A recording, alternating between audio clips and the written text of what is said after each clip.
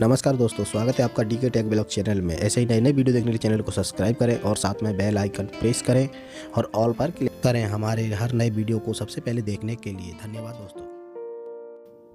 आज आपके सामने लेकर आए इंडिया का देसी जुगाड़, जो कि रजाई गद्दे पुरानी रुई को अच्छा बना के दोबारा रिपेयर करके और गद्दे तकिए को दोबारा से नया जैसा बनाया जाता है।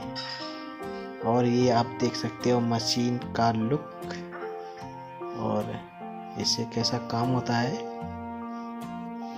सब आपके सामने है। और आप वीडियो को एंजॉय कीजिए दोस्तों, और वीडियो को पूरा जरूर देखना।